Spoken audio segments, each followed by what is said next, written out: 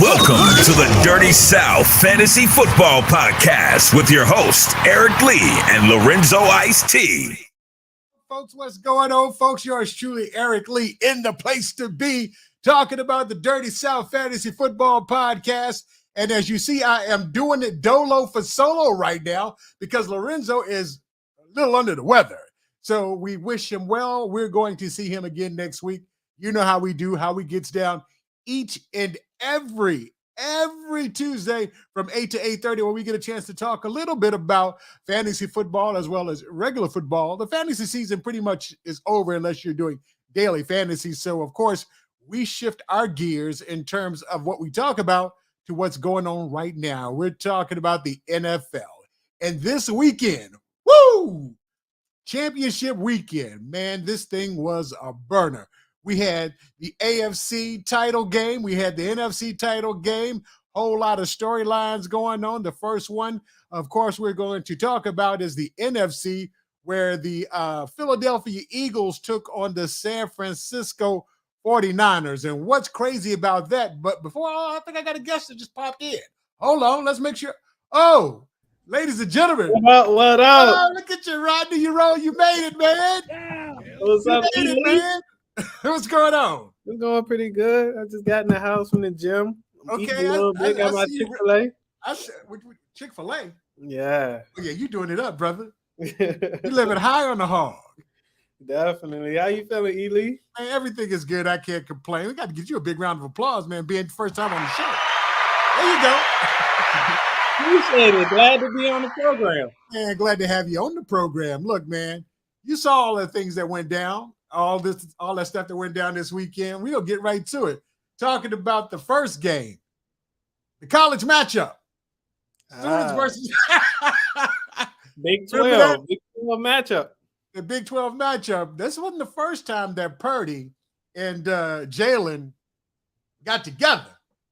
And it looks like the results were the exact same. What you think? Wow, now that you think about it, I didn't know they played against each other in college. They played against each other in college the last year, and it was a barn burner. You can actually pick that up if you go online. You'll see it. It hurts. It was a hell of a game. It came down to the very end.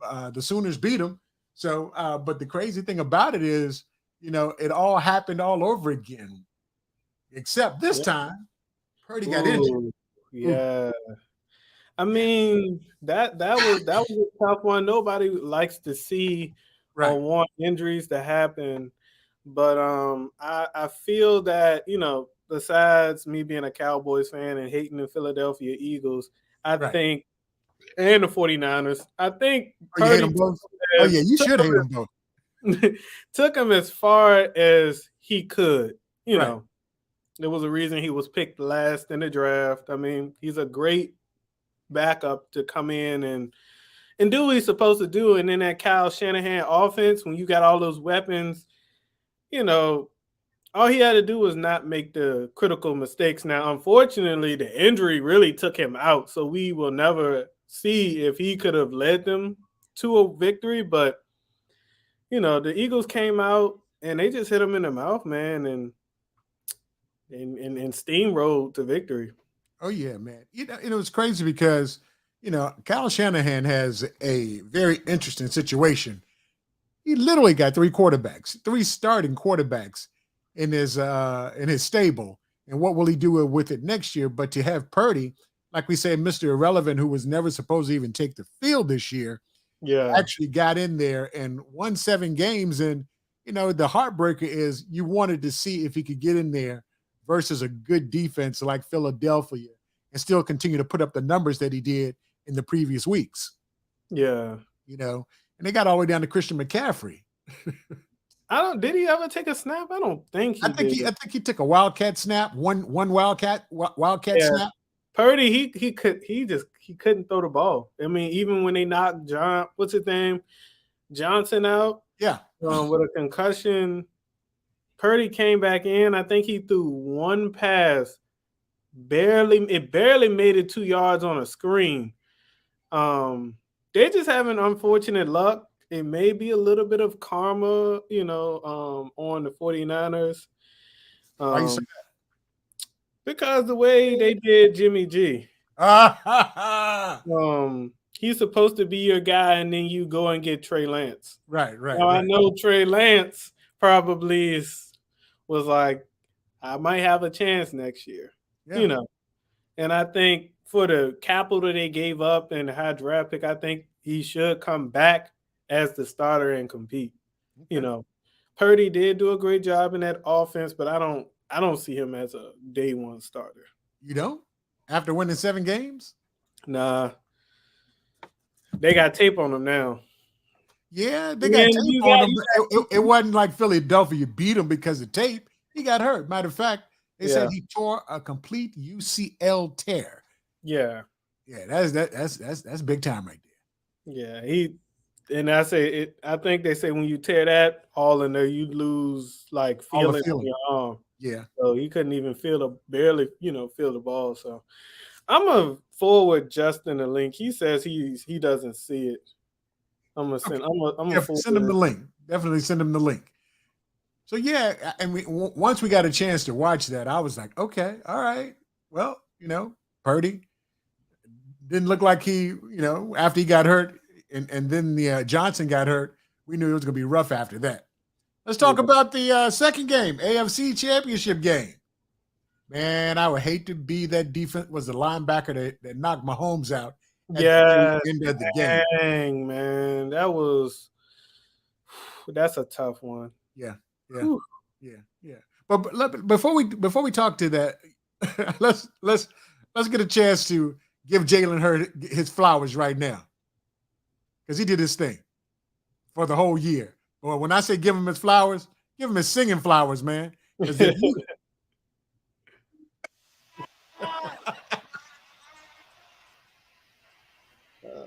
How bad was this?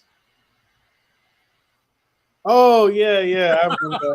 I can't hear it, but I do remember him singing the anthem. Oh yeah, it was terrible. That whole "Fly Eagles Fly." Yeah. Yeah, that was pretty bad. I got to give him his flowers. But to go back to the next game, we're talking about the Barrowhead Stadium. I love it. I love it. Burrow, the mayor came out. A statement. Yeah. That is Barrowhead Stadium. We coming in there and we gonna I'm guaranteeing a victory. Yo, that was so ballsy. That was so ballsy. I'm like, all right, dude, really? It's gonna be like that?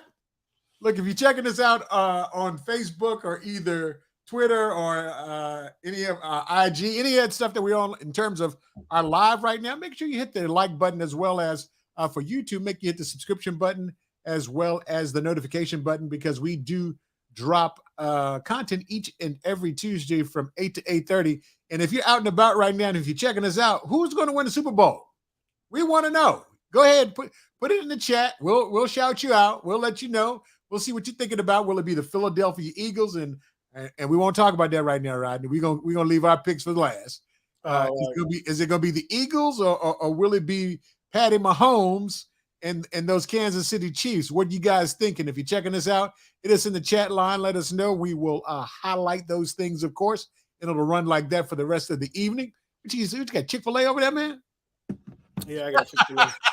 So let's talk about the that Cincinnati game, because it was actually a really, really good game when we go back down and take a look at it. Burrow did his thing, and I was impressed with Mahomes with the one leg. So, oh yeah, shout out to Mahomes, man. That high ankle sprain to even get to turn the corner, to get out of bounds, and to draw that roughing the passer. And that was a roughing the passer. So that wasn't like a borderline call. It was blatant. So that should have been called. But hats off to Mahomes, simply the MVP in my eyes.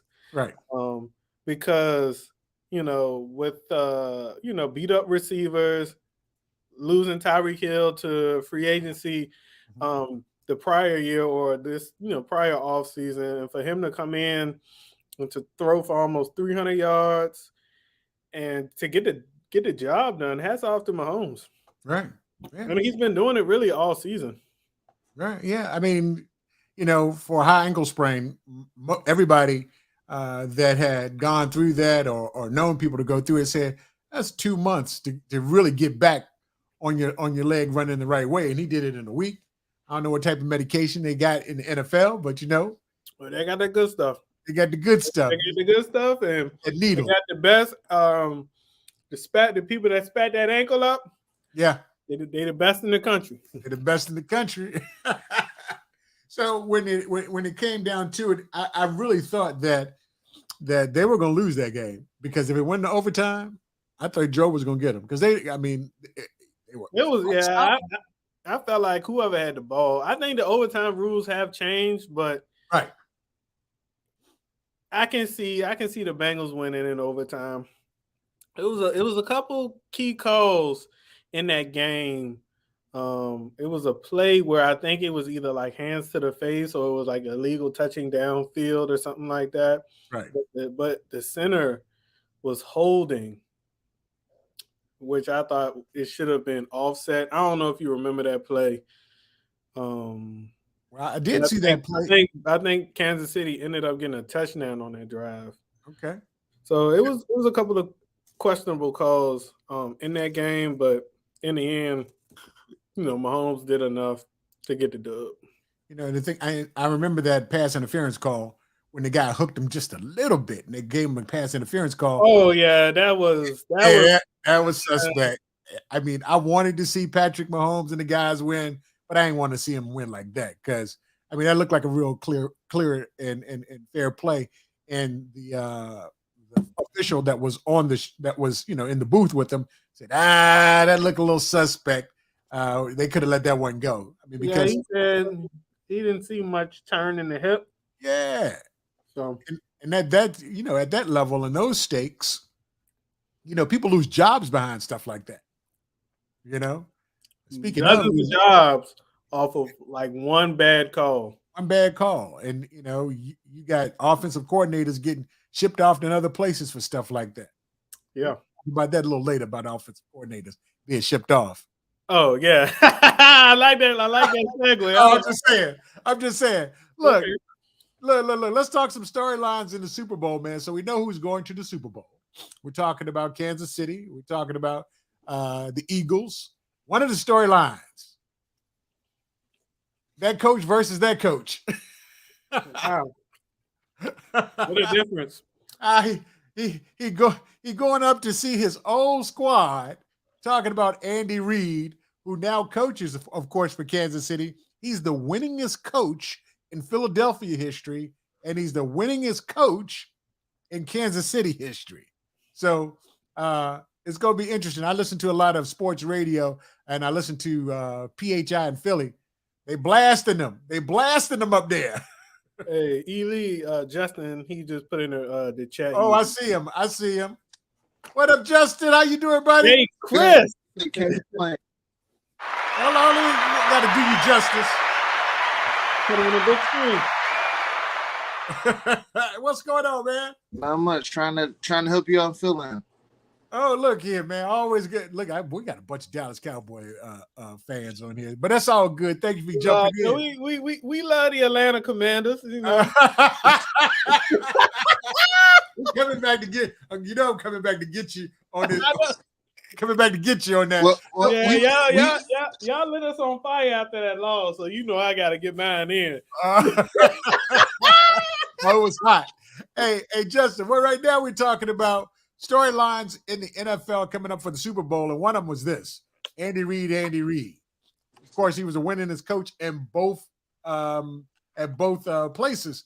And Philadelphia, boy, going back up against his old team. Everybody's been talking about it. Your thoughts? I like the matchup. I think this is a better matchup as far as the storyline goes. But now the other storyline that's come out now is it's a double revenge game because the coach for the Eagles was the wide receiver coach when Andy Reid first got to Kansas City, and he did not retain him. So, so a little bit revenge there on that side too. So, okay, I didn't know that. Yeah, that came out today. So that'll be interesting to see how he handles getting revenge on the guy that hired him. So right. And Ely brought up a really good stat. Jalen Hurts and Brock Purdy actually played against each other. You probably know, being from the Big 12, Justin, they actually played each other in college. Yeah, and Hurts. It was a blockbuster. You looked at the numbers; it was pretty close in terms of the numbers. Did very well, both of them, but of course, Jalen got him there too. So that was an interesting, cool storyline at the beginning of the broadcast when I was watching Fox. So some more of the storylines, man. I think this Super Bowl is going to be fun because of so many of the storylines. These two guys, the Kelsey brothers, both of them on the same side of the ball, so they'll never play against each other. But it was funny. Did you see the tweet when one took his jersey off and said, "I'm no longer a Kansas City fan" when Kansas City won? Yeah, Jason actually tweeted it out. Yeah, I saw their mom was wearing a jersey where she had like the sleeve was Kansas City, then the other sleeve was Philly, and then like it was like a patch jersey of Philly and Kansas City showing support for both of them, so they weren't able to say, "Hey, mom roots for me more than the other." Right. So a lot of storylines in there, but probably one of the storylines that a lot of us are really gravitating to it, and it's because it is so exciting. It is historic.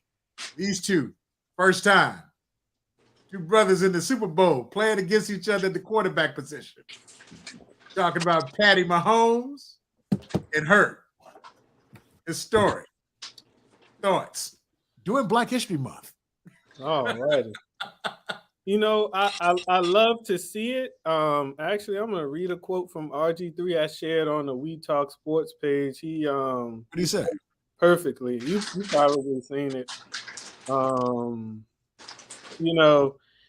RG3 said, and he was pretty right. He said, historically, Black QBs have been told that they can get it done athletically, but not mentally. That stereotype has always been wrong.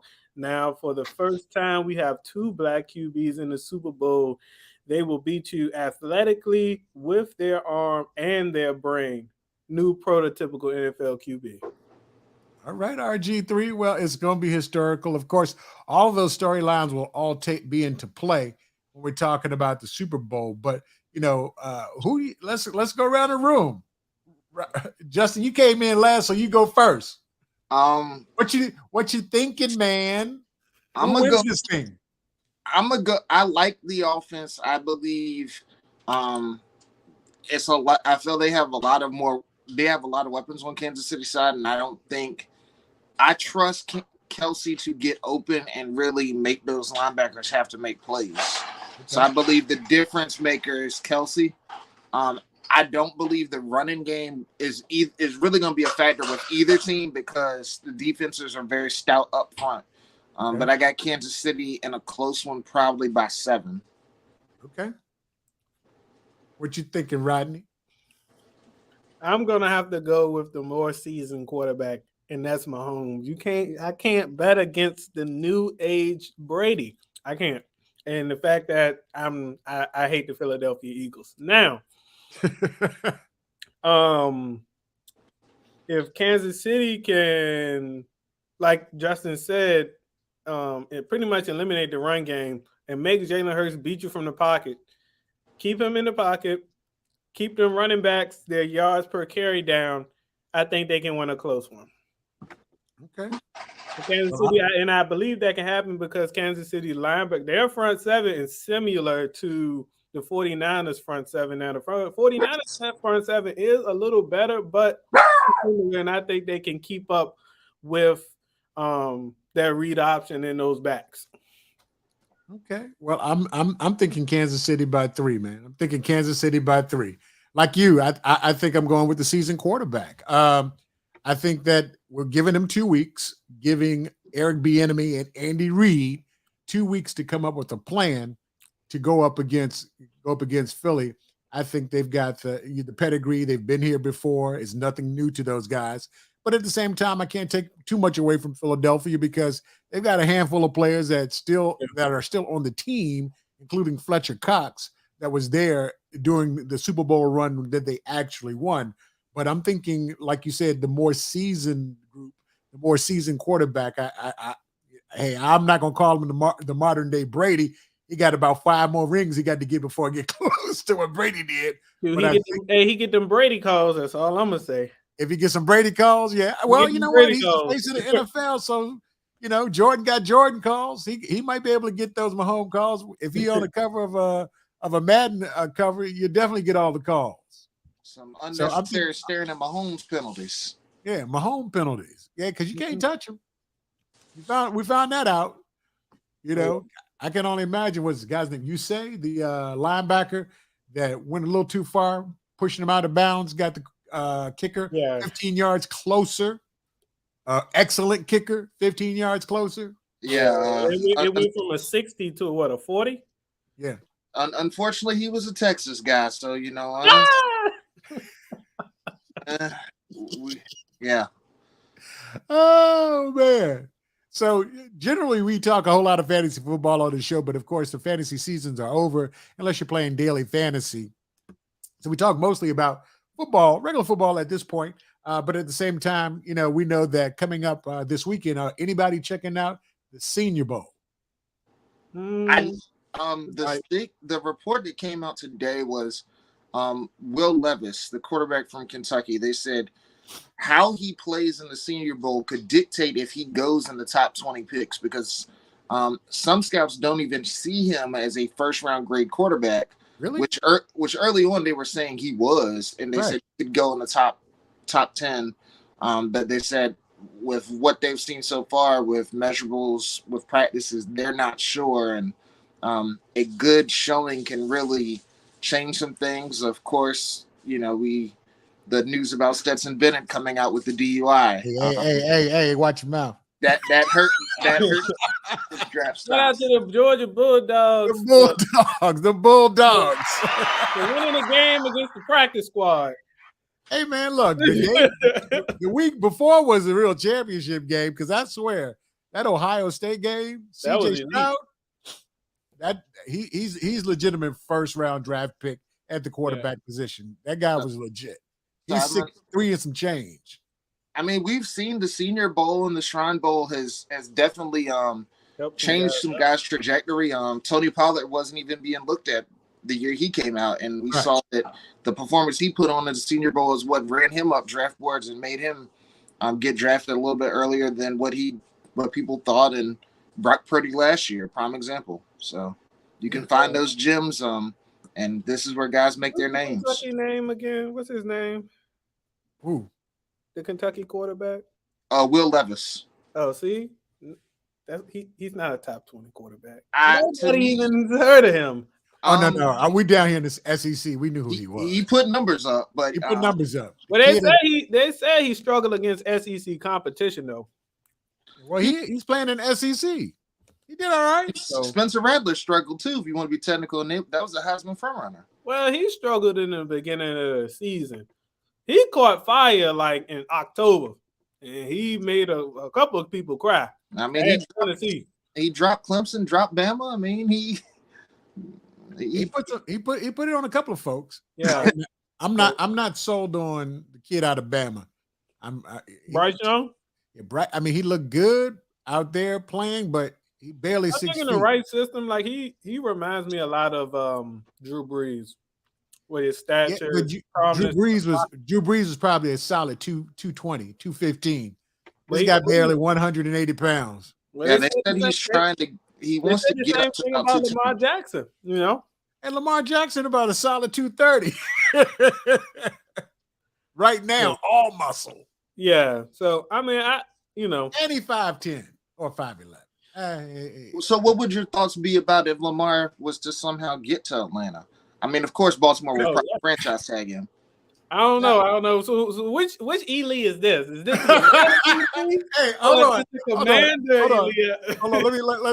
Let's qualify this right quick, because I just saw that Eric Bieniemy is being looked at as the head coach for the Commanders. So that's gonna be interesting. Yeah, he's Bieniemy. He wants 100% play call control. and I know Baltimore requested a second interview, and I know he's being talked about for Washington as well. Right. He had an interview in Indianapolis as well. And Indianapolis as well. So he's looking for 100% play call control. We still have 2 head coach jobs are still available, Arizona and Indianapolis. And it's crazy because if they give Jeff Saturday that job and he lost 7 games and only won 1, and you won't give a man that's been to the Super Bowl 3 times the shot. I mean, the same thing could be said about is who you know. I look at Carolina's coach. I mean, Carolina played hard down the stretch, and they could have went to the playoffs. But a guy not to get the job in Carolina, and they went for Frank Reich. They got fired. I thought that was kind of messed up. And they gave it to a guy that failed with 3 veteran quarterbacks and with a stable roster. The Indianapolis Colts roster wasn't bad. They was a QB and a dog receiver away from making a deep run in the playoffs. He vouched for Carson Wentz, didn't work out. Vouched for Matt Ryan, didn't work out. And he vouched for Phillip Rivers, and it didn't work out. So he's going to Carolina with a lesser talented roster with draft picks. I don't think this is a good fit for him. Right. But I think he needs a roster, or he needs to just be an offensive coordinator for real. It's another situation of it's not what you know, it's who you know. Frank Reich was the former quarterback for the Panthers back in the day, and that kind of I think might have swung things in favor. Yeah. So that's when he left Buffalo. When he left Buffalo? Yeah, I think it was. Okay. It was like the early days of Carolina. He left Buffalo. He had to have left Buffalo. I mean, and we could make a case for Frank Reich could just be a good interviewer too as well. Me personally, I hope the offensive coordinator from Philly takes one of the jobs in Arizona or Indianapolis. I'm perfectly fine with that. So Jalen Hurts can be exposed for Carson Wentz Jr. That's what I want. Well, and when you were talking about Lamar coming to Atlanta, not sure they want to do that because it's going to cost you a whole lot in terms of cap. When you've got the guy Desmond Ridder, you've got Drake London, you've got y'all got cap space. Who y'all playing though? No, what I'm just saying. The thing about it is, no. You got Cal Pitts still on a rookie. You got London on the rookie. You've got Ridder on a rookie. Now we got to get them dogs. We got to get that pass rush. We got to get somebody because literally we lost like 7 games by under like 5 points. We can never get to the quarterback. We were one of the teams like number 29 in terms of rush.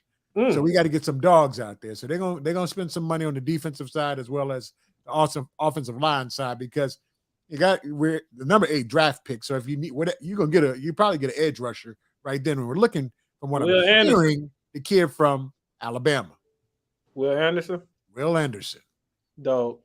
I would compare him to Micah Parsons. His player comparison they've been given is Myles Garrett. We'll take both of them.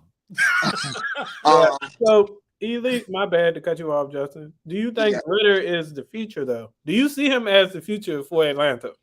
Well, I mean, the thing about it is when you look at his body of work at Cincinnati, the boy can play. The problem is we only gave him 4 games to play. We need to shore up the offensive line because you saw Purdy. I mean, Purdy was the last pick of the draft. But with a good offensive-minded coach, with a good team, Purdy had Debo, Christian McCaffrey, Ayuk. I mean, he had Kittle. So when you're talking about Atlanta, well, we got London, we've got Pitts, we got the kid in the backfield, Eckler. What's his name? Yeah, I think the running back out of Utah. I mean, we got pieces. We just need him to get in there for a full season.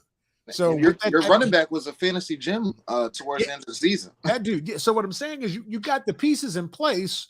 So if we go with what we have with all of the money that we can start putting pieces in place that we really need because you go get a top 10 draft pick with all of those rookies that you currently have, you better ride it now because if you bring in Lamar, I mean, that's $30 to $40 million off the top right there. So we need to bring somebody that can hit the quarterback and somebody that can protect the quarterback. So, yeah. And the thing about it is, if Brady's out, we got a chance to win the South. I don't know. Like, so what I'm getting from you is you need to see more games from Ritter to see if he's. We haven't seen enough games because I agree with that. He didn't throw one interception. He threw for about 700 yards. He threw for about 7 touchdowns. So in 4 games, I just need to see more, because if he can give us what he gave us when he was in Cincinnati, I think we got a fighting chance. I think we got a shot, because he's a smart kid. He doesn't throw. He doesn't make a lot of bonehead plays, and he's mature. He got like 20. He married with a kid like 24 years old, something like that. So he's not at the strip clubs. There's a lot of them in Atlanta. Stability. Yeah, so we got some stability, Yeah, but with Lamar, if y'all sign Lamar, y'all automatically in the playoffs. Just Lamar got a lot of miles on him. He got a lot of look. If it was a Carfax, you'd be like, "That's a nice Ferrari," but it's been hit a couple of times. It's a nice Ferrari, but it's been well maintained. It's got a few nicks here and there, a few parts. But it runs smooth. When the last time he finished the season? He just need an oil change. Exactly. He wanted an oil change. He back he there wanted an oil change with no receivers. Now I will say this: he never really had a whole lot of offensive coordinator that they didn't fire. They parted ways. Justin. Yes, they fired him. What's his name? Greg Roman had been. Greg Roman runs a 1980s Army offense. The running backs and the tight ends eat. Georgia Tech offense. The triple option. And the triple option. At the same time, like when Lamar's, I feel he failed Lamar, because I said I look at it like when Lamar won MVP, Lamar was at the top of his game, and people were looking at Lamar saying that he is people were putting him in the Mahomes category. And I look at like what they did after that, because I'm like, okay, if this is the height of Lamar, you should have added more wrinkles to that offense. And they never did. The offense stayed the same after Lamar won MVP. It never changed. It was just go out. You put pieces in there when they had Hollywood. But that was a bad draft pick, because he doesn't even fit that offense. He's blocking most of the time. The running backs and the tight ends are eating in that offense. Right. So that's why a lot of like high-profile receivers, we don't want to go. They're not going to Baltimore, or the ones that they draft are not working. Right. So I feel like if Lamar Jackson outside of that offense, it can work. A lot of people say he can't throw the ball down the field. He's not. He can throw the ball. He can throw the ball, but in that offense, I mean, it's 5 yards, it's 10 yards here to the tight end. The receiver might get a ball here or there, but for the most part, they're gonna run it 2 to 3 times on that drive. They're gonna try and run it down your throat with the quarterback or the running back, and then it's going right over the middle to the tight end. Hold on, we got a comment. My man Scott just said, "Well, at least Lamar can beat teams that have a good defense. Tua misses a third of his games and can barely throw 50 yards." Well, that's an interesting point, because Lamar listed the teams he wouldn't mind playing for is Miami. You want Lamar, bro? That is his hometown, and he did say he would. In the last team that was surprising, he said Detroit. Detroit got pieces. Yeah. Detroit got pieces. Solid pieces. Amon-Ra St. Brown. Indoors. It's cold up there. Whew. But he's indoors, though. He's indoors, man. He's playing outside. He's going to be go to Chicago and Lambeau. But he still goes to Cincinnati. He still goes to Cleveland. He still got to play in Pittsburgh. That Chicago and Green Bay code different. It's a different code. Okay. But Chicago has also been saying that they wouldn't be against trading the number 1 pick. They're open to it. They said that a lot of people believe Indianapolis, and it was another team. They believe Indianapolis, and it was a second team they had mentioned. I forgot. Scott said today he'd take him. They said they would be very active at trying to move up to get a quarterback. And they said that there was talk that maybe Chicago packages Justin Fields and trade back. They package Justin Fields and get more picks and draft Bryce Young #1 to I think that's recreating the same problem, but Well, I mean, I think Scott Jackson wants Lamar Jackson. Yeah, Scott said, "Welcome home." Honestly, it would be an even swap because I don't even think I think Tua's still on his rookie deal as well. Yeah, Tua's on his rookie deal, but it ain't an even swap because I swear Baltimore ain't gonna pick up Tua and call that an even swap. It's an easy swap. It's an easy swap. It ain't an even swap. You trading a used Ferrari for a I don't know a DeLorean, a Taurus. Oh damn! You can get it worse. I don't know, man. So I mean, they're gonna probably franchise Lamar because if you don't, the faithful Baltimore Ravens will those people will turn on the franchise because they love that guy because he's always doing the right thing. But to me, what I don't understand with Baltimore, how do you pay the linebacker before the quarterback? Guy that y'all traded from another team. I don't understand it. To me, that's like disrespect. Disrespectful. I didn't put the work in, and you gonna pay this guy? No disrespect to him. He should get his coins, but it's like, who are you prioritizing? You need to be prioritizing me, then everybody else, because I'm the reason why the Baltimore Ravens are in the conversation every single year in the playoffs. That's why he is salty about it. And I know, I don't know. I would assume that Baltimore is going to franchise him. And for about 40 million. 40 million. That's the 30 for quarterbacks this year. 30 for quarterbacks. Million? 30 for quarterbacks this year. Because running backs are going for 20 because they said that if Dallas was the franchise tag, Tony Pollard, Dallas would be having 2 running backs they're paying $20 million to. Because Zeke would have a heart attack. Zeke would have 20, and then 1 year for 20 for Tony. Yeah. How much left on Zeke's? How many? What's left on Zeke's contract? How many years? It's dead money. They could cut him.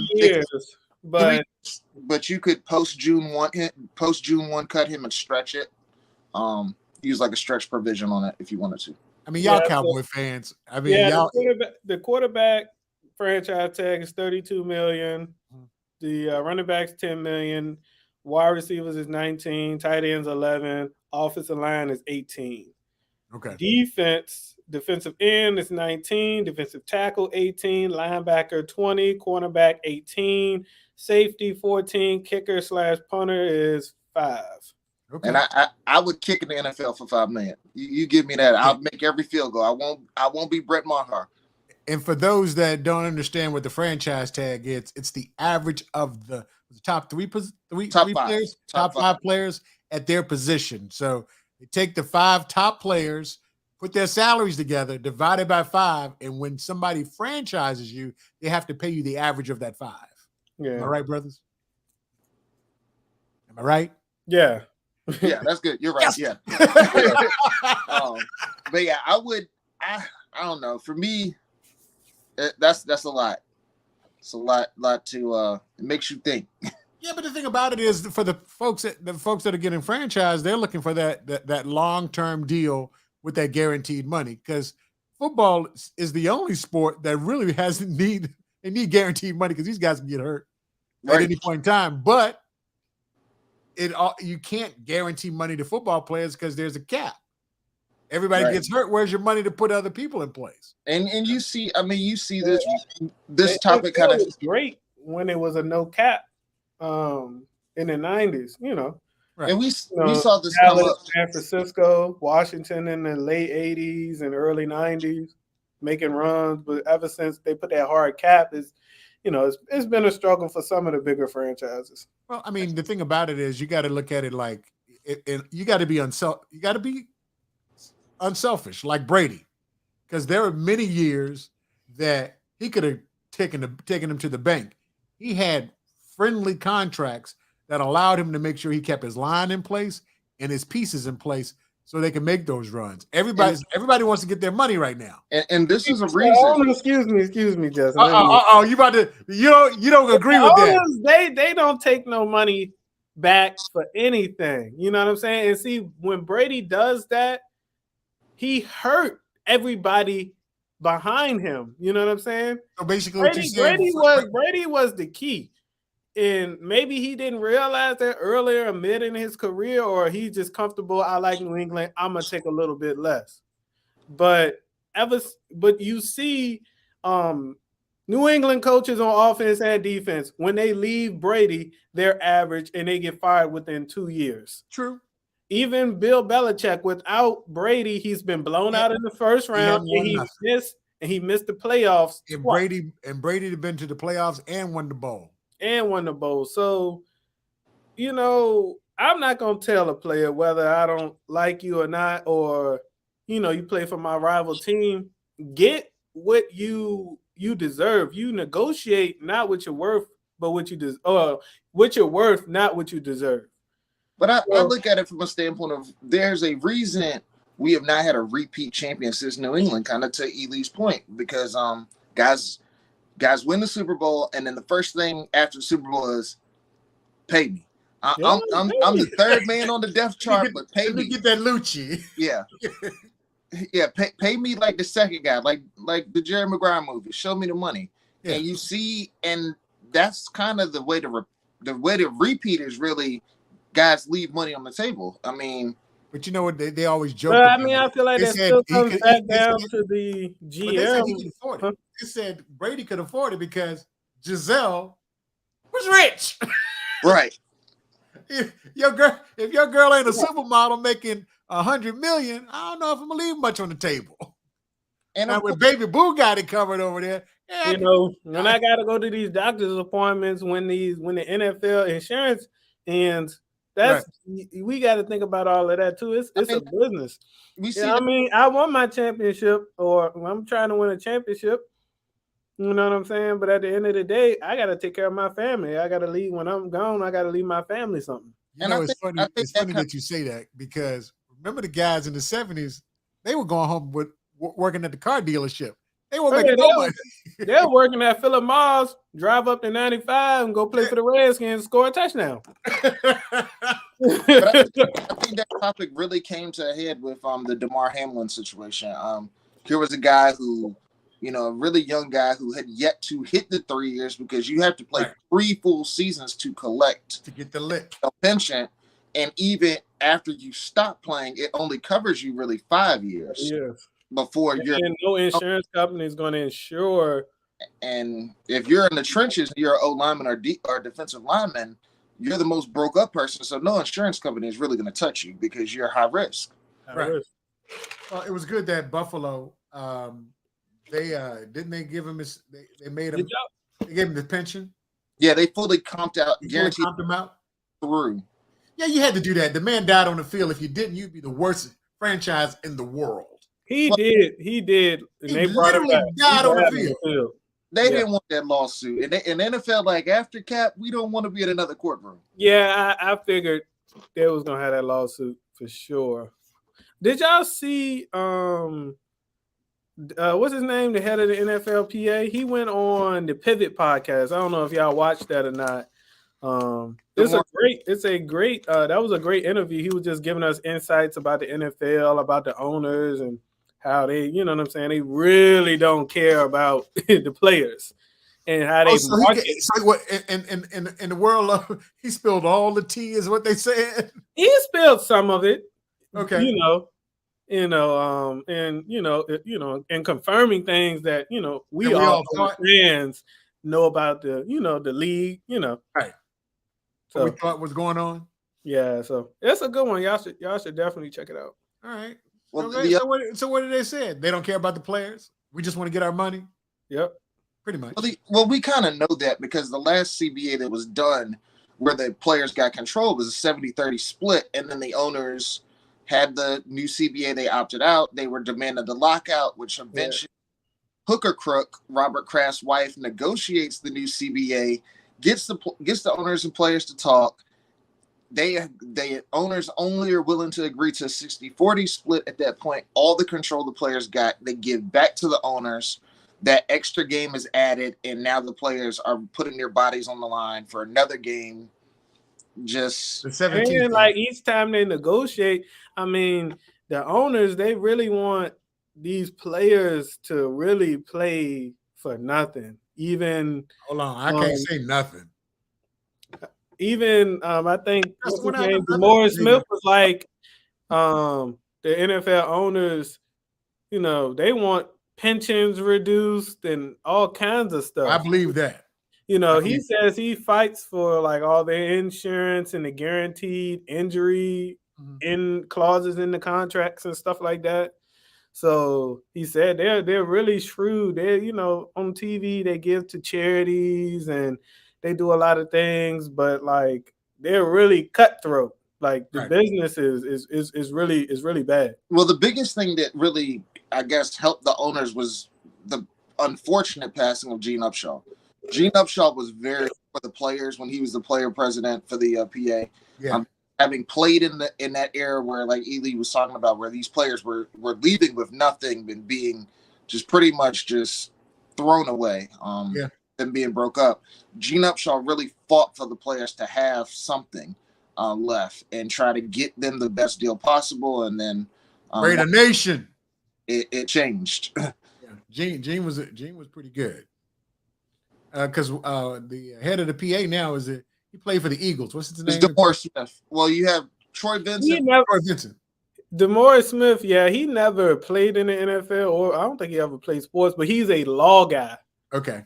So, like, Troy Vincent played for the Eagles. Yeah, he played for the Eagles, but his biggest claim to fame is that a suspension for Adrian Peterson with his child, where he lied and told AP he wasn't going to be suspended, and then. Oh yeah. Remember that? Oh yeah.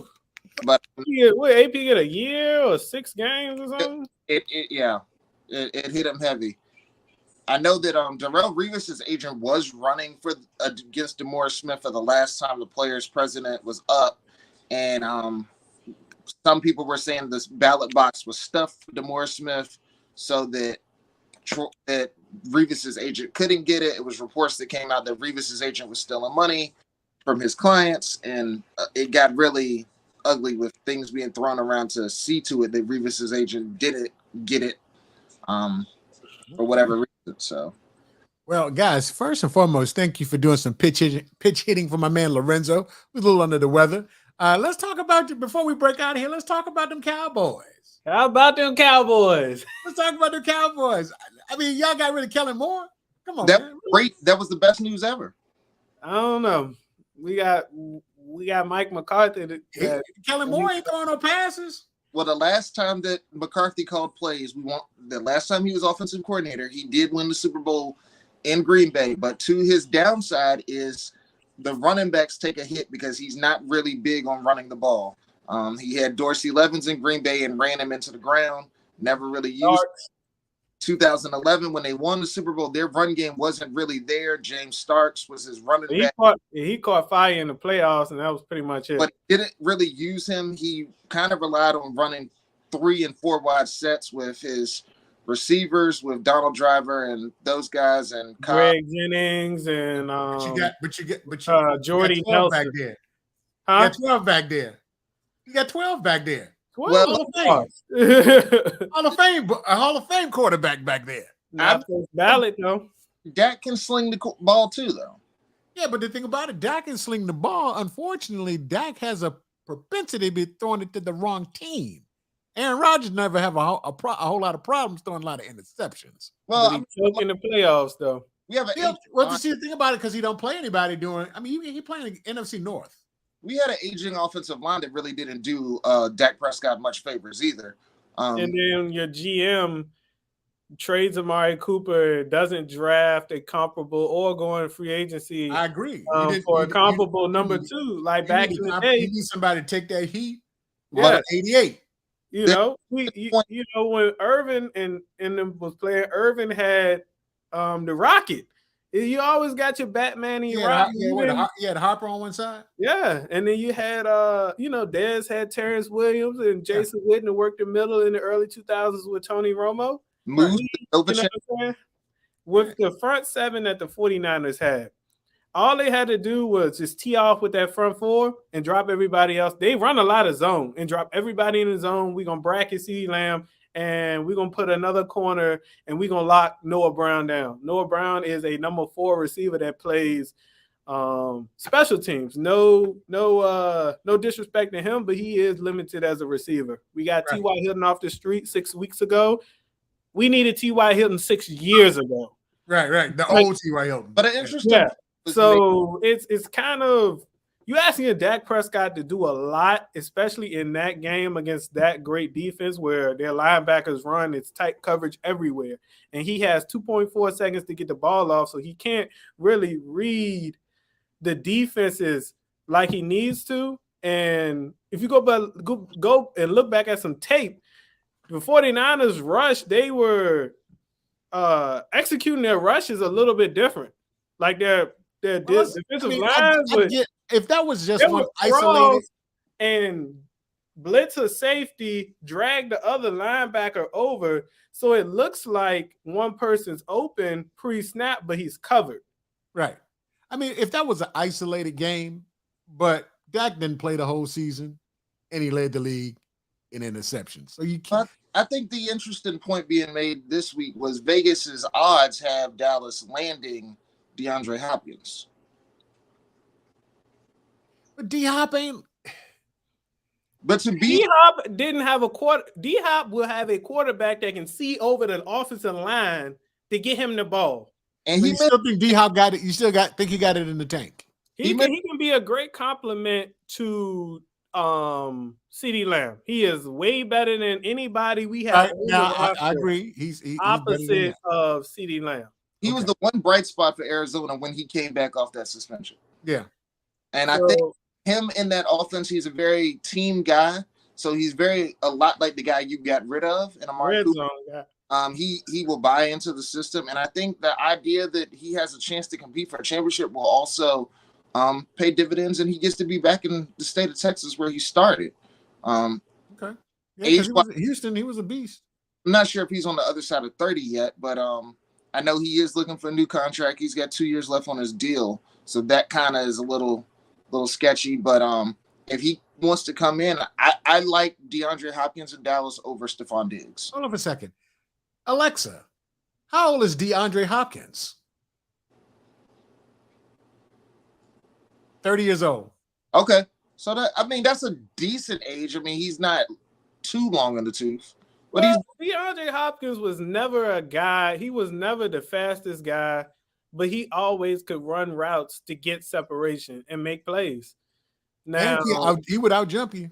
Now back to Dak Prescott. He breaks his thumb week 1. So he's rehabbing. I mean, I think that's a tough thing to do, to break your thumb week 1 and to come back, rehab, and pick back up. So I think the problem with Dak Prescott last year or this season was when he came back, just trying to do too much, maybe. Okay. And maybe defense is using his aggressiveness against him, because there have been some picks where he's thrown into double coverage, and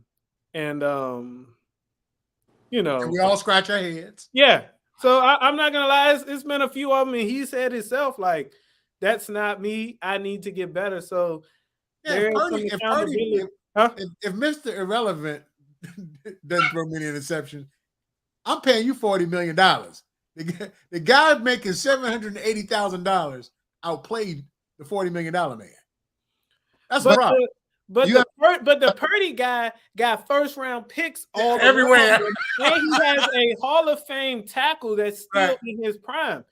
We got a beat-up offensive line up front and those receiver opposite of CeeDee Lamb, and then outside. What you're saying is, if Dak was the quarterback, we don't have. All right, so what I'm saying is, we don't have to be on and popping. Exactly. If Dak was the quarterback of San Francisco, they'd be in the Super Bowl right now. Right. I guarantee you that. if Jerry can surround Dak with weapons, he can get it done. We had the Tom Brady of offensive linemen playing left tackle, Jason Peters, 40 years old. And then we got our left tackle playing right tackle. And then we got our center that has a high ankle sprain. And then we have a rookie playing at guard. So these with all of that going on, these are not excuses. These are issues that we've had all season, but they have been masked because we won 12 games. So when you get into playoffs against these teams that are just like you, that play alike, things get tight. We shamble, but it looks like we are choking. You know, and one of those interceptions that Dak threw, really wasn't on him because Michael Gallup, he was supposed to run a comeback, but he never came back. And he let the DB, you go back and look at it. He let the DB, actually, he ran a sloppy route. He should have sold the go and came back 5, but he ran it sloppy and then that one just, boom, pick. So that other one, I put that one on that. So it's just like, each interception has its story. Right. But when you go back and look at everything, he really doesn't have time to even survey the field to see if guys are open. Okay. Well, I believe y'all still got to deal with Zeke. What y'all going to deal with Zeke, man? Because, I mean, don't look like you got a lot of gas in the tank to me, personally. I agree. I can agree with that. The way I look at Zeke is no disrespect to Zeke. I love Zeke. Got a couple of his jerseys. I look at Zeke like Zeke when we got him was that Ferrari. It was shiny. It was nice. You put it on the road. It got you far. Check the Carfax on that thing now. But Zeke is more like a Buick or he runs like a station wagon now. Like it's point A to point B, and you only want to use it to go to the mailbox. Dude, right now he's driving like that. He's driving like the 95 Pacer. And nobody, you can't get nothing for him. Y'all can't get a 4 for him right now. If he would take a pay cut to trade him, we can cut him and owe him no money, and that's probably what's going to happen. I don't blame it on Zeke. That's still my guy, and he did a lot of great things for the Cowboys, especially when he played the Commanders. But time to cut the tie. It's really time. But when we go on that clock at 28, if the running back that I need is there, that kid from Texas gone, dude. If he's there, that kid from Texas gone in the first 5, bro. I'm telling you, he gone. He's not going top 5. They project him to be picked in the 20s. Oh no, he's going before that.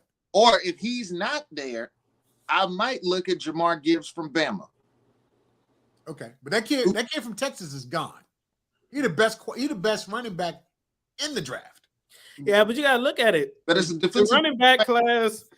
It's not the same anymore. So nobody. Yeah, that's why he's the one you got to get, because ain't much picking after that. Yeah, so he's gonna fall to the 20s because nobody wants to pay that first round running back tab. The value, of running backs have dropped tremendously. That's true, Josh. But if you got a good offensive coordinator, that all he needs is somebody back there to take the heat off. Man, I don't know, man, because I see that Chicago made. Yeah, if you got him and Justin back there, oh my God, you ain't not taking him number 1. I know you're not going to take him, but if you have him, Fields needs a receiver or an offensive lineman. He needs a lineman. Well, the Bears are so bad; they need it all. So if they stayed at 1, anything that they pick at 1 would be the right move. For real. And they need multiple picks to even try to rebuild this team as fast as possible. Like, I kind of believe, like, for Chicago, I would go Willie Anderson 1, get me a quarterback on defense, because you saw what Aiden Hutchinson did for Detroit. Now I have a quarterback on defense that I have a building block on defense. Then I would probably take a couple of day 2 picks, They gave away Roquan. Well, they traded it for. But they gave him a second round pick. They gave him a second round pick for it. Which is fair for a veteran linebacker. So I think they got good value for him. But we've seen trend. The trend has been quarterback takes a leap in year 3, gets their star receiver. We saw Tua take a leap in year 3. He got Jalen Waddle. Jalen Hurts last year took got A. Brown. Before that, we saw Josh Allen take a leap in year 3. He got Stephon Diggs. Justin Fields took a leap in year 3. It's interesting to see what receiver he gets now to go with him. Maybe they the kid Jackson Nahiba from Ohio State who's dropping, and they don't believe he could be a first-round grade. He could be a late second round, early second round, late first. Maybe they got a relationship with him. Or maybe they make a trade and they go get a DeAndre Hopkins and do a second and a fourth for DeAndre. Okay. And DeAndre's in Chicago. I think that could change Justin Fields' trajectory for next season and Chicago. Okay. Well, good stuff, guys. Well, I truly appreciate you guys for doing some pitch hitting for my man Lorenzo, who's a little under the weather today. And thank you for taking the time. Got my big Dallas Cowboy fans up here. Yes, sir. Look. I man, I find nothing but pleasure ribbing you guys throughout the season. I know. Pleasure ribbing you guys, because I mean, the thing about it is that damn Weedham boys be flooding the timelines, but I swear when y'all lose, I can't find a we, a them, or a boys. Yeah. Hey, I got a starter pack for you when you ready to give up your team, man. You look good in some blue and silver, I'm sorry. I'd implode. I'm saying is lose on Sunday, buy on Monday, because you can guarantee a Cowboy fan will see us lose and be right in the store Monday morning buying new stuff. I know they probably even bought them a brand new Dak Prescott jersey after they burned it. Guys, thank you for hanging out with me. Stay backstage for a second. I got to make this thing legal, folks. If you like what you see, make sure you hit us on the like button. If you are on Facebook, if you are on Twitter, make sure you hit the like button. And if you're on YouTube, make sure you hit the notification button as well as the subscribe button. We do this each and every Monday from 8 to 8:30, a little long tonight, but we have some guests in the place, and we're talking about the Super Bowl, and we're talking about championship Sunday. So it was all good. So let's make it legal, and we'll see you next week.